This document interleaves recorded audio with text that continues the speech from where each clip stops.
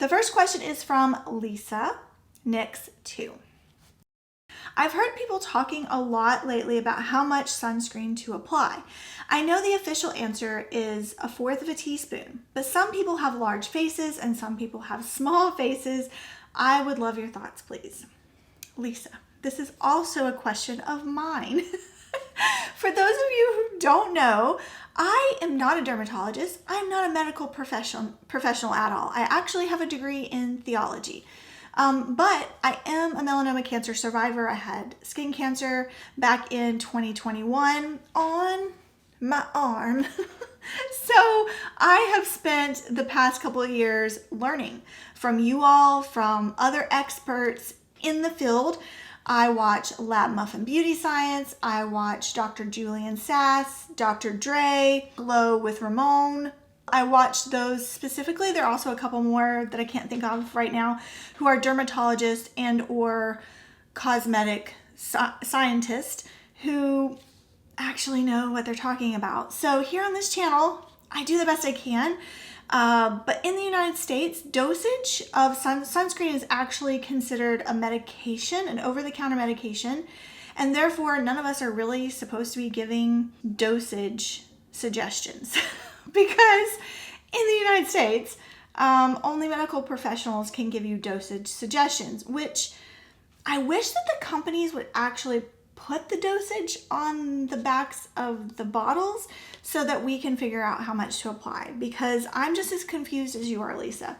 For those of you who don't know, I also started up memberships on my channel where you get extra perks like an extra video once a month. And I'm getting ready to pop up another video. So July, there will be 2 videos waiting for you. I have recently started doing the 1/4 of a teaspoon, actually using a 1/4 of a teaspoon. You've probably seen the change in my videos where I first started on this channel. I just slapped it on my face. And then I went to the 2-finger method, and then people told me that wasn't good enough. I needed to do 3 fingers. And then some people said 3 fingers was too much and I need to go back to 2. And then I needed to do the 1/4 of a teaspoon and measure it out. And then other people say I need to get an actual scale. The reality of it is, in my personal opinion, do what works for you. We're all adults. We're in charge of our sunscreen application. If you feel like 2 fingers of a product is too much, apply what is appropriate for you. Most of us don't have to, I'm not going to buy a weighted scale to measure out my sunscreen with grams on my face because that's not practical. The 1/4 of a teaspoon is almost not practical for me myself. If I didn't have this channel, I would not be using measuring it into a 1/4 of a teaspoon, because most of us, that's just not an extra step we're gonna do. So I think that's why the majority of skincare professionals refer to the 2 fingers, so that you might be getting more than you need, but it's better to get more sunscreen on your face than not enough. That's also why it's important to reapply every 2 hours, because inevitably we're gonna skip over areas on our face, on our body. I heard someone compare, it might have been Dr. Dre, our face is not a flat, smooth surface like a piece of paper. It is like a painted wall. If you get up close to a painted wall, you see all the tiny little grooves in it and the texture to it. And when you take a paintbrush and you first paint on the wall, you don't get an even coat, right? You can see the skip areas, even if you're using the big roller sponges, right? That's why it's important to reapply every 2 hours. Plus, if you sneeze, you blow it off your nose. If you rub your eye, you've taken some off there. In my opinion, do what is most practical for you in your life. The most important thing, in my opinion, is the reapplication, is to remember to do that. Because throughout your day, that's going to help give you the highest amount of protection that you can get. So did that help at all? I don't know. From Winter Autumn 559. Was your family immediately on board the sunscreen train after your diagnosis, or were they already using it? Most people I know don't wear it or know the importance of it. Yeah. No, before my diagnosis, my family, we only use sunscreen if we're going to like the pool or the beach on vacation. on vacation. We still went to the pool. I went to the pool at other times and didn't put sunscreen on. It was only on vacation. And there were 3 of us kids, and we used the same bottle more than 1 year. And my mom, bless her heart, she didn't know any better, frequently said, use less because this has to last us the entire week. And there are 5 of us in the family. But yet she didn't use sunscreen. She used tanning. She used oil. She actually wanted to get darker. And my mom frequently got what we call sun poisoning, where it would just bubble up on her skin and then she couldn't touch her skin, but she loved the feel of a sunburn. And so that was my growing up history. No wonder I got melanoma skin cancer. After my diagnosis, I have tried to emphasize the importance of sunscreen. I don't know how well it has taken, because again, I'm going to use my mom as an example. I'm sorry, Mom. I guess I could use my dad too. So my dad has, I think he's had basal cell multiple times, but I didn't know that until after my diagnosis, because honestly, I don't think I cared. I didn't understand the seriousness of skin cancer, because the message that I had always heard was skin cancer is an old person's disease. It's not a big deal. You just get it frozen off. It's not a big deal. And I know my dad has done a chemical peel. Well, I have given him sunscreen multiple times, and my mom, my sister, my sister-in-law on my side of the family, multiple bottles of sunscreen. Whenever they come over, because I test so much sunscreen that I can't use, I'm like, here's a sunscreen, take what you want. Now I write the date on the back when I open something, because I'm trying to emphasize that it's not good after a year. Because my mom said to me the other day, oh, I love that sunscreen you gave me last year. And I said, oh, good. Do you need more? I've got, other kinds. Would you like to try out more? And she said, oh, no, I haven't finished up the bottle. It was probably a little bit bigger than this. I haven't finished up the bottle. And I said, Mom, it's not good anymore, because I gave it to a year ago. It's been open for a year. And she just kind of looked at me. And the other red flag was she's not wearing enough, because she should have gone through that bottle. If she was wearing it every day, she should have gone through it. Now, they live in the mountains of North Carolina half the year, and they live in Florida the other half. She's not getting enough protection. My dad, I think he's just stopped wearing sunscreen, because I hadn't seen him in a little while, and they came over here to our new house, and oh, it was so awkward. He had a spot right here on his face that I debated on whether or not to say anything. He's had a lot of health problems recently. And I was thinking, that spot looks different than everything on your face. You're not wearing sunscreen. I can tell you're not wearing sunscreen. So it's hard. So when I was a kid, we used to get together with my mom's sister, my aunt, who had, 11 kids. We would go to Myrtle Beach, South Carolina, and just spend all day at the pool at the beach together without sunscreen. Well, I have a cousin. His name is Jared. He's 1 year older than me. And last year he told me that he had, well, actually he didn't tell me, another cousin told me, melanoma in his blood. So his entire back was what looked like sunspots. You know how people get the freckles from all of the, from sun exposure? It looked like that on his back, and that's what he thought, that's all he thought it was. But because of mine, a lot of my cousins started getting, going to the dermatologist, and it turned out to be melanoma in his blood, and he had to be on, I think he was taking a chemotherapy pill. To the best of my knowledge, he's doing well today. I need to check up on him again. I try not to push people on it. I try not to judge people, because I understand that it's not going to stick with everyone. But who I can be responsible for is myself and my 6-year-old. I can make sure that she has sunscreen, that she's wearing sun hats and staying in the shade, not spending long hours in the sun. My son, unfortunately, he's 16. So by the time I started better sunscreen practices, he's not used to wearing sunscreen. So he may have that problem in the future, because I provided him with sunscreen. I can't force him to wear it. I can say, hey, don't forget your sunscreen, or hey, are you wearing your sunscreen? And sometimes, most of the time, I don't think he is. Same with my husband. I can tell him he has to reapply. He's great now about putting sunscreen on in the morning. Fairly certain he doesn't reapply throughout the day.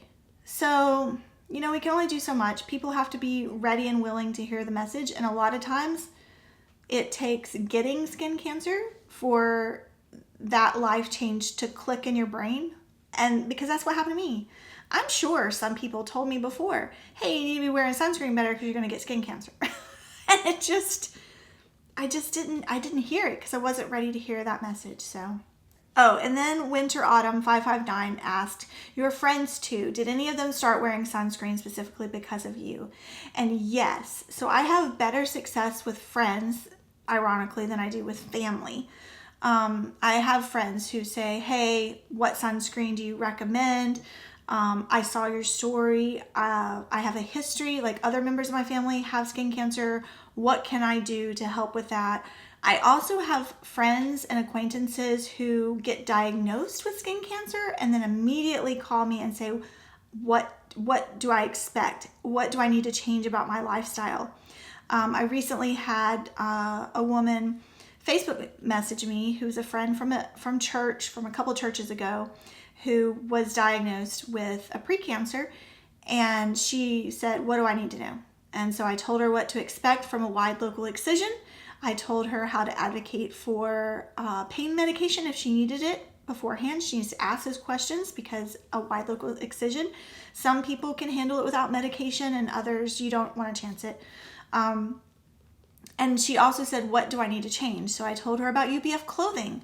I told her about sunscreen reapplication. I gave her a variety of things to do that she needed to start thinking about because it is overwhelming in the beginning. And it is, in my opinion, a drastic lifestyle change for the majority of us. All right, Creepy But Cute 12345 asked, have you tried the brand new release of Dermatology's matte tinted moisturizer SPF 46? No, I have not, because it looks like it's going to be too dark for me. I tried when Dermatology first came out with their original sunscreen, and it was universal tinted, and it was a more moisturizing sunscreen. It was so dark on my skin type.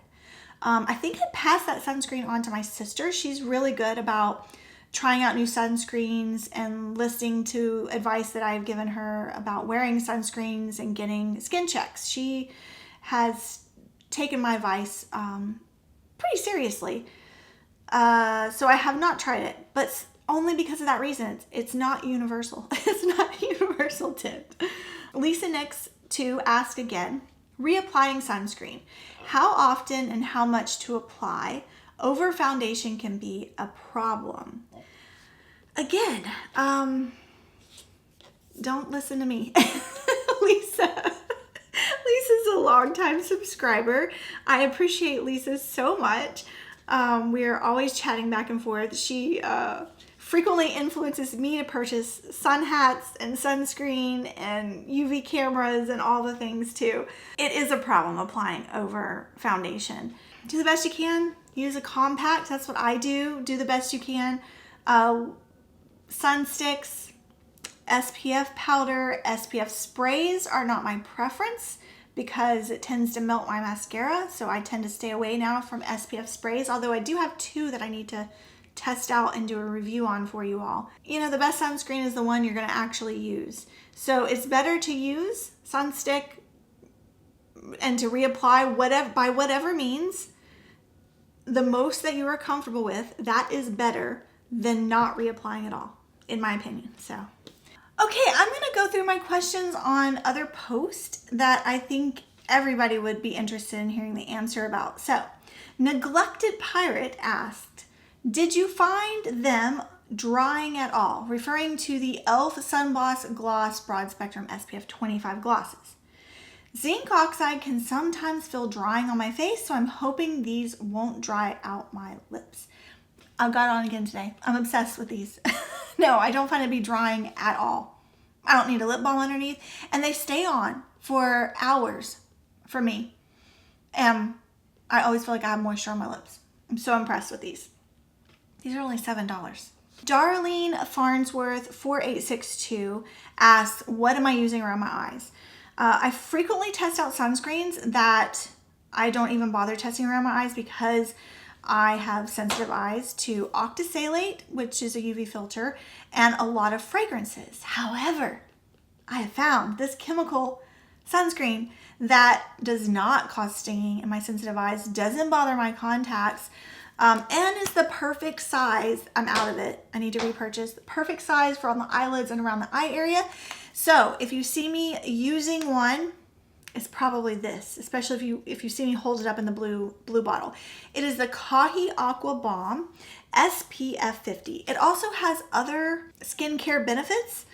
I think it's moisturizing. I can't remember all of them, but I'll leave this linked below because it's fantastic. It does have a slight scent. I don't know what it is about this.